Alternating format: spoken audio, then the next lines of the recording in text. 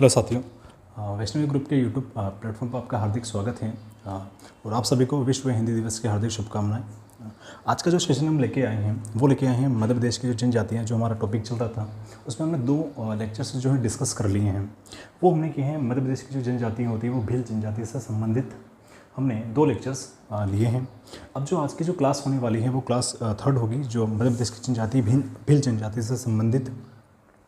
अब जो आज हम पढ़ने वाले हैं तो फ्रेंड्स वो हम पढ़ने वाले हैं विवाह भील जनजाति में जो विवाह की जो प्रथाएं होती हैं, विवाह की जो प्रथाएं होती हैं, विवाह प्रथाएं कौन कौन सी होती हैं, है ना। तो उनमें कौन से ऐसे अभियान भी रहे हैं जिनमें कुछ प्रथाओं को समाप्त करने के लिए जो है अभियान चलाए गए हैं।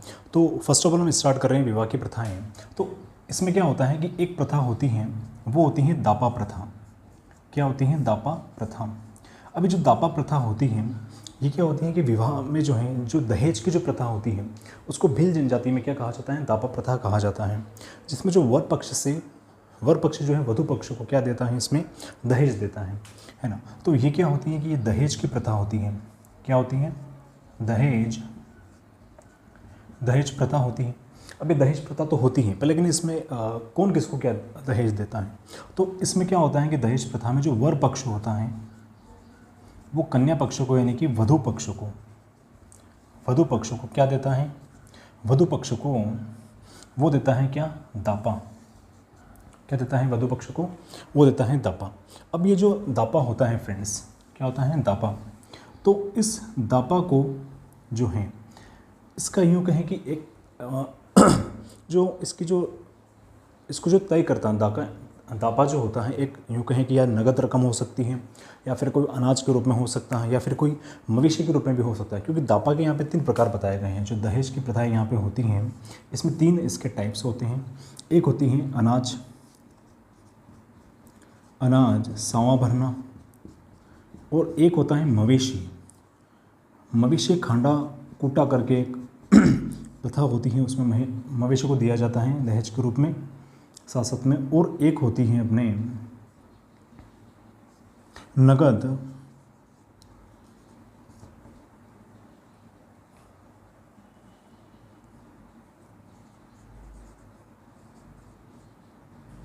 रकम, इसमें ये दिया जाता है। 3 प्रकार के दापा की जो प्रथाएं होती हैं, दहेज की प्रथाएं, ये इसमें होते हैं।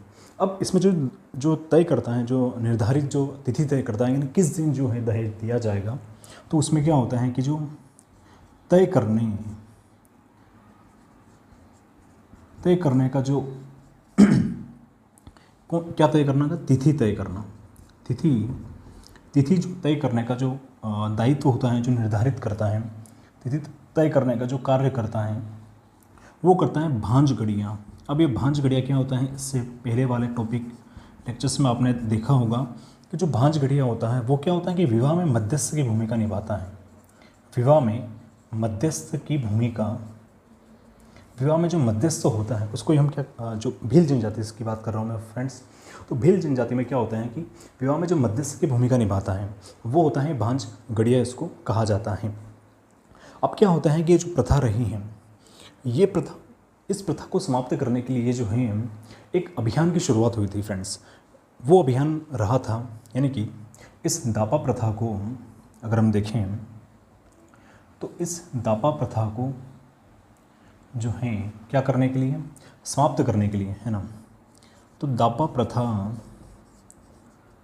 प्रथा को समाप्त करने के लिए एक अभियान आया था। वो अभियान आया था साथीदार अभियान। कौन सा आया था? साथीदार अभियान की शुरुआत हुई थी अक्टूबर 2017। अभियान अक्टूबर 2017, और वो जो शुरुआत हुई थी वो हुई थी झाबुआ ज़िले से। कहाँ से हुई थी फ्रेंड्स? वो हुई थी झाबुआ ज़िले से इसकी शुरुआत हुई थी। तो ये हो गया मध्य प्रदेश की जो जनजाति होती है भील जनजाति, जिसमें एक विवाह की प्रथाएं होती हैं, वो होती हैं दापा प्रथा होती है। कुछ प्रथाएं इनमें प्रचलित हैं। दापा प्रथा में क्या होता है कि जो दहेज प्रथा होती है, वर पक्ष वधु पक्षों को इसमें क्या देता है? दहेज देता है। और दहेज को जो दापा जो तय करता है वो करता है भांजगढ़िया, जिसको हम विवाह जो मध्यस्थ की भूमिका निभाता है वो।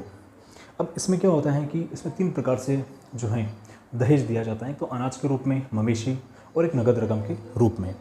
अब इस प्रथा को समाप्त करने के लिए एक अभियान की शुरुआत होती है झाबुआ जिले से 2016 में अक्टूबर, वो होती है साथीदार अभियान की। अब जो आता है एक और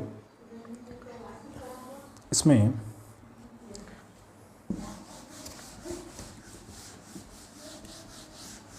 एक होती है गोल गधेड़ो विवाह। इसमें एक भील जनजाति में एक होता है गोल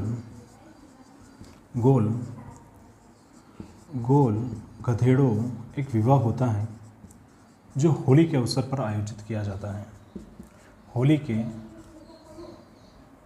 पर ये क्या होता है कि ये जो है ये अभियान क्या होता है कि गोल गधेड़ो विवाह जो है होली के अवसर पर भील जनजाति में क्या होता है ये मनाया जाता है। अब जो आता है वो आता है इसमें क्या होता है कि जो कन्यादान होता है, कन्यादान की जो परंपराएं होती हैं भील जनजाति में, उसको हम कहते हैं ओगी। क्या कहते हैं फ्रेंड्स? उसको कहते हैं ओगी। यानी कि जो ओगी जो होती हैं, कन्यादान की परंपराएं होती है भील जनजाति में, उसको कहा जाता है ओगी, उसको कहा जाता है। साथ ही साथ क्या होता है कि एक इसमें विवाह होता है भरायण विवाह। भरायण विवाह में क्या होता है कि जब कन्या पक्ष के माता पिता यदि आर्थिक रूप से सक्षम न हो तब ये विवाह किया जाता है। आर्थिक रूप से सक्षम न हो तो क्या होता है, यह विवाह जो है भरायण विवाह जो होता है मध्य प्रदेश की जनजाति जो होती है भील जनजाति में प्रचलित होता है भरायण विवाह। अब जो हम स्टार्ट करेंगे वो करेंगे मृत्यु संस्कार। तो फ्रेंड्स ये आपने देख लिया कि विवाह की कौन कौन सी प्रथाएं जो होती है भील जनजाति में होती हैं। अब जो हम शुरुआत करेंगे वो हम करेंगे कि भील जनजाति में कौन कौन से मृत्यु संस्कार होते हैं। हेलो फ्रेंड्स, अब जो टॉपिक ले रहे हैं वो ले रहे हैं मृत्यु संस्कार भील जनजाति में। अब भील जनजाति में अगर बात हम करें, जो मृत्यु संस्कार होते हैं उसमें क्या होता है कि जो मृत्यु के तीसरे दिन क्या होता है कि एक समूह भोज का आयोजन होता है। तीसरे दिन क्या होता है, एक समूह भोज का आयोजन किया जाता है। समूह भोज का आयोजन किया जाता है। भील जनजाति में क्या होता है कि जो मृत्यु संस्कार में जब तीसरा दिन होता है तो उसमें क्या होता है, एक समूह भोज का आयोजन किया जाता है। इस समूह भोज को कहा जाता है टिन्या इसको कहा जाता है। अब इसमें क्या होता है कि जब भील स्त्री पुरुष की जब मृत्यु होती है या फिर वो किसी दुर्घटनावश मृत्यु उनकी हुई हो या फिर किसी जो है शौर्य प्रदर्शन के दौरान जब उनकी मृत्यु होती है तब उनके सम्मान में जो है एक पत्थर शिल्प जो है यूँ कहें कि वहाँ पे गाड़ा जाता है, या फिर यूँ कहें कि जो जिस प्लेस में क्या होता है कि इनकी मृत्यु जब भील जो स्त्री और पुरुष होते हैं, है ना, भील स्त्री एवं जो पुरुष होते हैं, जब उनकी मृत्यु शौर्य प्रदर्शन के दौरान या किसी दुर्घटनावश होती है, शौर्य प्रदर्शन या दुर्घटनावश अगर होती है तो उनके सम्मान में क्या होता है, उनके शौर्य प्रदर्शन के सम्मान में क्या होता है कि एक पत्थर शिल्प को गाड़ा जाता है ना, जिसको कहा जाता है क्या, गातला या गाता जिसको कहा जाता है ना, क्या कहा जाता है, गातला या उसको क्या गाता कहा जाता है। अब क्या होता है कि साथ साथ इसमें क्या होता है कि जो मृत्यु में एक इनकी प्रथा चलती है, कट्टा प्रथा जो होती है, यानी कि जो मृत्यु भोज की एक प्रथा होती है, क्या होती है, मृत्यु भोज की प्रथा को इसमें कहा जाता है कट्टा प्रथा। इसमें कहा जाता है किसमें, भील जनजाति में। तो फ्रेंड्स ये भील जनजाति के मृत्यु जो है संस्कार है, अगर उसमें देखा जाए तो तीसरे दिन जो होता है एक टिन्या किया जाता है और ये समूह भोज का इसमें आयोजन किया जाता है। और जब भील स्त्री व पुरुष की किसी शौर्य प्रदर्शन या किसी दुर्घटनावश जब मृत्यु होती है तो उनके सम्मान में जो है एक पत्थर शिल्प जो है जिसको हम कहते हैं गातला, ये उनके सम्मान में क्या होता है कि गाड़ा जाता है। अब जो नेक्स्ट जो हम पढ़ रहे हैं वो हम पढ़ रहे हैं इनकी कुछ कलाएं होती हैं। क्या होती हैं इनकी कलाएं? भील जो है जनजाति की कलाओं की अगर हम बात हम करें तो इनमें एक कलाएँ आती हैं, देखो भील जनजाति में कलाएँ जो आती हैं, एक आती हैं इनमें गुदना कला। कौन सी आती हैं? एक आती है गुदना कला। अब इस गुदना कला में क्या होता है, और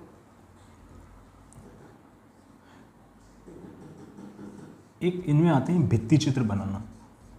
क्या होता है? भित्ति चित्र बनाना, इनकी कुछ कलाएं होती हैं। अब गुदना कला की अगर बात हम करें तो ये गुदना कला जो होती है, इसमें क्या होता है कि इस गुदना कला को गोदावण या गोदावणों भी इसको कहा जाता है।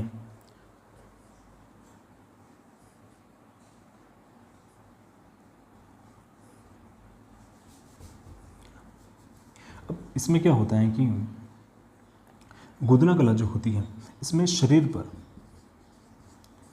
पर एक अमीट रेखांकन की कला होती है। अमीट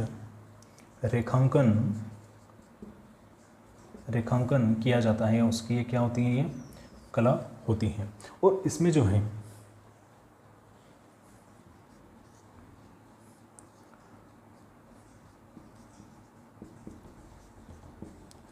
जो भीली स्त्रियां होती हैं, भीली स्त्री जो होती हैं या भीली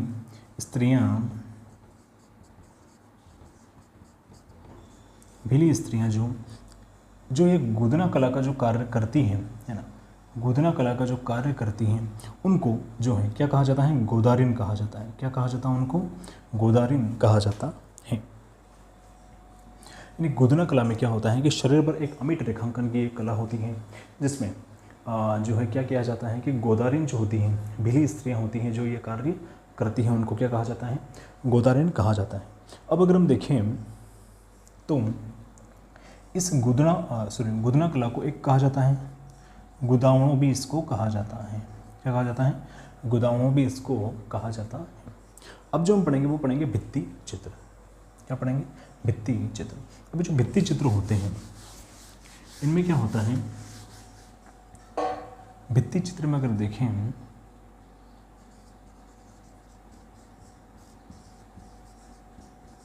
भित्ति चित्र में दो प्रकार के होते हैं इनमें चित्र। एक होता है पिथोरा चित्र।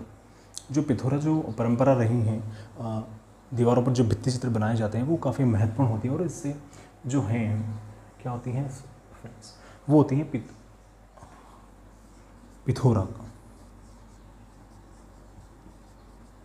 पिथोरा भित्ति चित्र, पिथोरा चित्र। अब ये काफ़ी महत्वपूर्ण है और एग्ज़ाम में प्री ओरिएंटेड इसमें जो है प्री से जो रिलेटेड काफ़ी इसमें क्वेश्चन पूछे गए हैं। पिथोरा की अगर बात हम करें तो ये क्या होता है कि जो आदिवासी भील होते हैं, है ना, भीलों में क्या है कि एक यूँ कहें कि उनकी मन की जो कल्पनाएं होती हैं, जो भावनाएं होती हैं, उनका एक यूँ कहें कि ये एक दर्पण होती है। कौन? पिथोरा। अब इस पिथोरा में क्या होता है कि घर की दीवार पर, घर की भित्ति पर या दीवार पर एक पर्व आता है, नंबई पर्व या नवई पर्व आता है, जो क्या होता है कि जो नई फसल आती है उसके जो उपयोग का एक प्रथम त्यौहार होता है नवई पर्व। उसमें क्या होता है कि ये जो है घर की दीवार पर नवी पर्व के दिन जो है क्या होते हैं, कुछ चित्र बनाए जाते हैं, भित्ति चित्र बनाए जाते हैं, है ना, भित्ति चित्र इसमें उस दिन बनाए जाते हैं।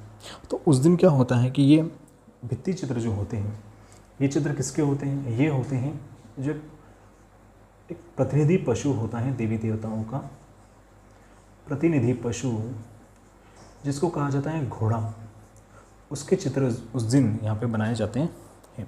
और पिथोरा के जो कलाकार होते हैं, इनको कहा जाता है लखिंद्रा। क्या कहा जाता है? लखिंद्रा।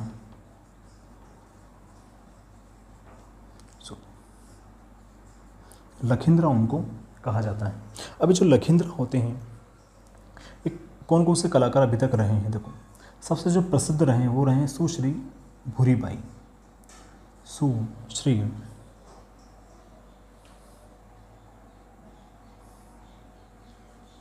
एक रही हैं भूरीबाई, जिनको 2021 में भारत सरकार द्वारा पद्मश्री से इनको सम्मानित किया गया। एक रहे श्री पेमा फत्या जी, पेमा फत्या। और पेमा फत्या जी जो रहे इनको 1987 में एक तो शिखर सम्मान इनको मिला है, पिथौरा से संबंधित रहे हैं।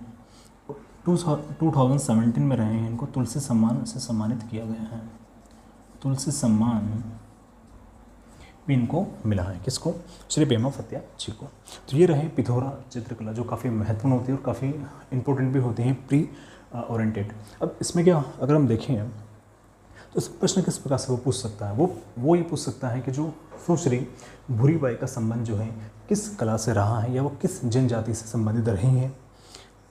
तो भील जनजाति से संबंधित रहे हैं सुश्री भूरीबाई, जिनको 2021 में पद्मश्री सम्मान से सम्मानित किया गया है भारत सरकार द्वारा।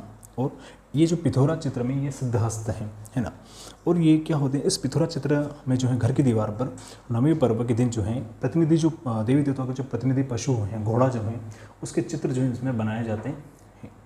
और इसमें एक और जो रहे हैं पूरे पेमा फत्या जी, इनका भी संबंध जो है पिथौरा चित्रकला से रहा है। 1987 में शिखर सम्मान से इनको सम्मानित किया गया, 2017 में इनको तुलसी सम्मान से भी सम्मानित किया गया है। पिथौरा चित्र जो बनाते हैं उनके कलाकार को लखींद्रा कहा जाता है। ये भी काफ़ी पीढ़ी में पूछा गया है ना। तो पिथौरा चित्र के जो कलाकार उनको क्या कहा जाता है, यानी कि लखींद्रा। अब इनमें ही एक भित्ति चित्र में एक आता है गोदरेज। क्या आता है फ्रेंड्स? वो आता है गोदरेज। अगर हम देखें तो गोदरेज जो होता है, गोदरेज में क्या होता है कि एक भित्ति चित्र आता है गोदरेज।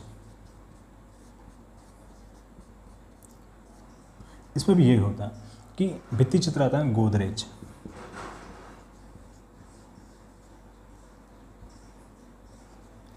उस दिन इसमें क्या होता है, घर की जो दीवार होती है उस पर भी एक अमिट, यूँ कहें कि अलंकरण किया जाता है। वो किया जाता है कि आम के वृक्ष का हो गया, या फिर सर्प है। और तो घर की दीवार पर, घर की भित्ति पर, घर की दीवार पर जो है सर्प हो गया, है ना, आम्र हो गया, वृक्ष हो गए, या कोई पशु पक्षी जो हो गए, उनका इसमें क्या अलंकरण किया जाता है, या उनका चित्र उसमें बनाया जाता है, किसमें? गोदरेज में। और ये जो है भील जनजाति में भी, भील जनजाति से संबंधित एक भित्ति चित्र होता है। भील, या आप सभी को पता होना ही चाहिए, भील जनजाति से संबंधित होता है गोदरेज, है ना। ये प्री में पूछा जा सकता है, ठीक है। अब जो हम पढ़ेंगे वो हम पढ़ने वाले हैं कि इनमें इनकी कुछ धार्मिक मान्यताएं होती हैं। जो मध्य प्रदेश की जनजाति होती हैं भील, उसमें होती हैं इनकी कुछ मान्यताएं, धार्मिक मान्यताएं। अब धार्मिक मान्यताओं की अगर बात हम करें तो इनके जो देवी देवता होते हैं,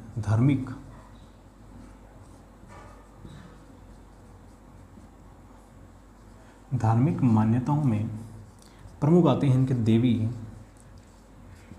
देवता। अब देवी देवता में अगर बात हम करें भील जनजाति से संबंधित, तो इनके जो प्रमुख देव रहे हैं, प्रमुख इनके देव हैं, वो हैं बाप देव। कौन से होते हैं? इनके होते हैं प्रमुख देव जो होते हैं वो होते हैं बाप देव।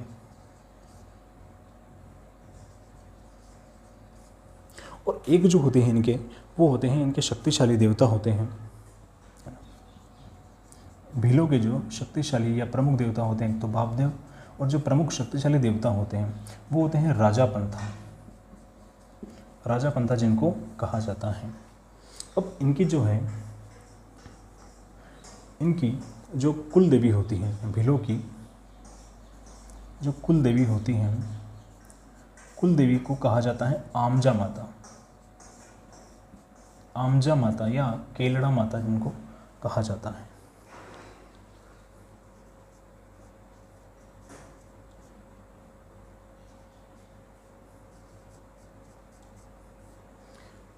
भीलों के जो प्रमुख धार्मिक मान्यताओं में देखें, देवी देवता जो रहते हैं, प्रमुख देव रहे हैं इनके बाप देव रहे हैं, और शक्तिशाली देवता रहे हैं वो राजा पंथा जिनको कहा जाता है।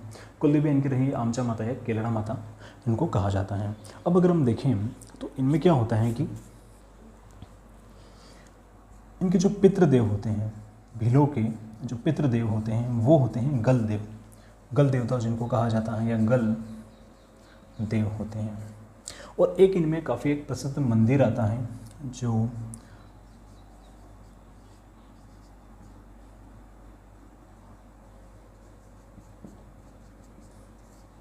खोडियाल माता का मंदिर जो है वो है झाबुआ जिले में आता है। झाबुआ में आता है क्या? खोडियाल माता का मंदिर, खोडियाल माता मंदिर। अब ये रहे इनके कुछ धार्मिक मान्यताएं, क्या क्या रहती हैं जिनमें रहती है। तो इनकी जो प्रमुख यूँ कहें कि जो कुल देवी होती आमचा माता या केलड़ा माता जिनको कहा जाता है, इनके पितृदेव गलदेव रहे हैं, प्रमुख देव बावदेव रहे हैं, शक्तिशाली जो देवता रहे हैं वो राजा पंथा रहे हैं। अब जो हम नेक्स्ट जो हम पढ़ेंगे, इनकी पढ़ेंगे हम कुछ आर्थिक गतिविधियाँ, कि भीलों की जो आर्थिक गतिविधियाँ होती हैं वो कौन कौन सी होती हैं। तो फ्रेंड्स ये इनकी धार्मिक मान्यता रही हैं। अब जो हम इनकी आर्थिक गतिविधियों की अगर बात हम करें भीलों की, तो आर्थिक गतिविधियाँ जो होती हैं, आर्थिक गतिविधियाँ, इनमें अगर देखें तो एक होता है कृषि जो होता है भीलों की आय का प्रमुख सोर्स है या स्रोत है। भीलों की आय का प्रमुख स्रोत है क्या है? कृषि। अब क्या होता है कि भीलों में जो कृषि की जाती है फ्रेंड्स, तो वो कृषि क्या की जाती है कि जो ये क्या करते हैं, एक स्थानांतरित कृषि करते हैं, झूम खेती जिसको कहा जाता है, जिसको चिमाता भी कहा जाता है। और भीली जो है शब्द में जो है झूम खेती को ही क्या कहा जाता है? दाह क्रिया कहा जाता है। अब इसमें होता क्या है, देखो भील जो है एक कृषि की पद्धति अपनाते हैं, भील वो अपनाते हैं झूम खेती। क्या? झूम खेती। अब इस झूम खेती को स्थानांतरित कृषि भी कहा जाता है, स्थानांतरित कृषि भी कहा जाता है। अब ये झूम खेती में क्या होता है कि जो जंगल काटकर वहाँ पर क्या है कि खेती की जाती है, जंगल काटकर खेती करना।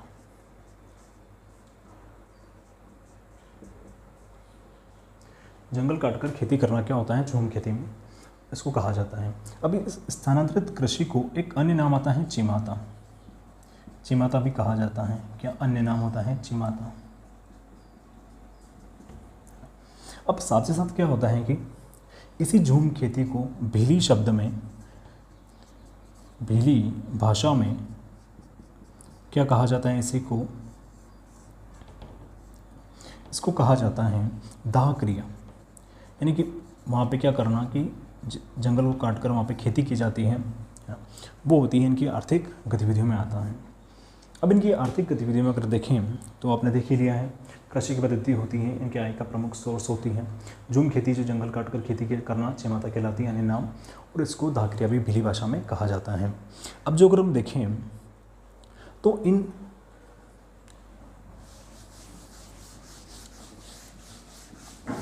इनका एक व्यवसाय आता है भीलों का व्यवसाय।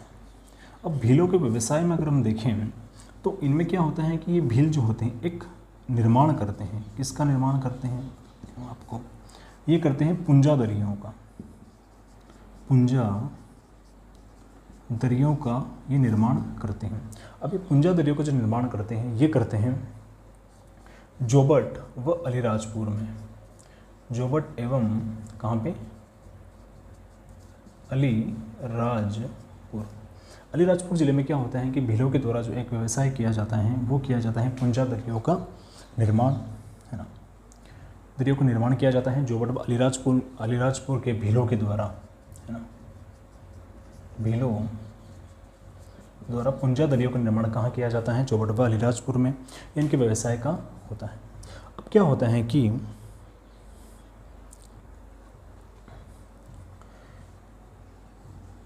पुंजा दरियों को जो है, जो जोबट के जो भीड़ होते हैं जोबट तहसील में, है ना, इसमें क्या होता है कि इनको जीआई टैग मिला हुआ है। किसका? पुंजा दरियों के निर्माण के लिए। किनको? जो है भीलों को पुंजा पुंजा जो दरी होती है जिसका निर्माण जहाँ पे किया जाता है जोबट तहसील में, वहाँ पे इनको जीआई टैग मिला हुआ है, कि भौगोलिक संकेतक मिला हुआ है फ्रेंड्स। अब जो हम देखेंगे वो हम देखेंगे, और ये जीआई टैग इनको दिया गया है मध्य प्रदेश सरकार के द्वारा, मध्य प्रदेश गवर्नमेंट के द्वारा इनको दिया गया है जीआई टैग। अब जो हम देखेंगे भीलों की जो बोली होती है इनका, अब एक सेगमेंट और लेते हैं, वो इनकी बोली या इनकी भाषाएं, बोली या भाषाएं। अभी जो भीलों की जो बोली या भाषाएं होती हैं, इसमें क्या होता है कि इस भीली जो शब्द का, भीली शब्द का जो प्रथम प्रयोग हुआ था, प्रथम प्रयोग वो किया था 1835 में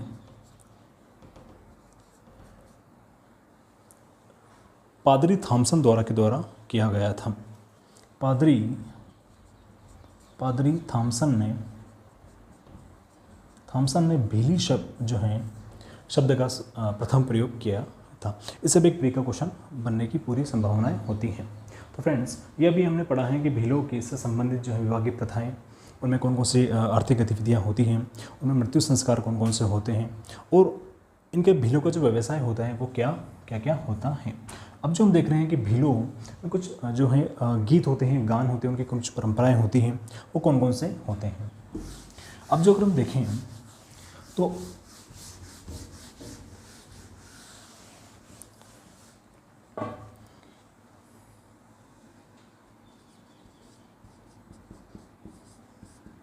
भीलों में गान या उनके कुछ नृत्य, गान यानी कि गीत, है ना। एक होता है रेलो गीत, भीलों से संबंधित एक आता है, काफ़ी प्री से इम्पोर्टेंट भी होता है कि कौन कौन से निम्न में से संबंधित जो है गीत किस जनजाति से संबंधित है। रेलो, बहुत सारे वहाँ पे 4 ऑप्शन दिए रहेंगे आपके सामने। रेलो गीत, अभी रेलो गीत जो होता है ये किससे संबंधित होता है? भीलों से संबंधित होता है, भीलों से संबंधित, भीलों से संबंधित होता है रेलो गीत। एक होता है सुम्बटिया, सुम्बटिया। सुम्बटिया क्या होता है कि यह एक स्त्री परक जो लोकगीत होता है, स्त्री परक एक लोकगीत है सुम्बटिया। एक होता है हम सीड़ो, हम सीड़ो। अभी जो हम सीड़ो होता है ये एक युगल रूप में गाया जाने वाला लोकगीत होता है ना, युगल रूप में इसको गाया जाता है लोकगीत को। और ये जो भीली जो स्त्री व पुरुष युगल रूप यानी कि क्या है, स्त्री व पुरुष के द्वारा जो है ये लोकगीत गाया जाता है। कौन सा? हम सीड़ो। और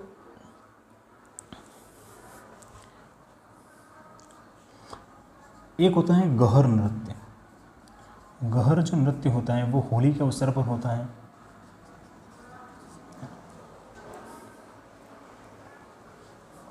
एक होता है वीरवाल्या, एक धार्मिक नृत्य होता है। वीरवाल्या एक धार्मिक उत्सव होता है, नृत्य होता है, जो श्रावण और कार्तिक में जो है, क्या में, श्रावण और जो कार्तिक मास में जो होता है ये वीरवाल्या का जो है ये आयोजन किया जाता है।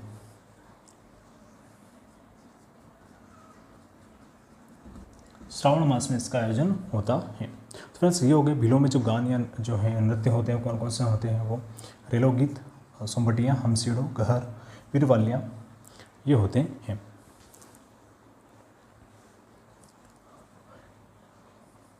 अब जो नेक्स्ट हम जो पढ़ेंगे वो हम पढ़ेंगे भीलों के जो उत्सव, पर्व एवं उनके कौन कौन से त्यौहार होते हैं। Thank you so much. जय हिंद, जय भारत।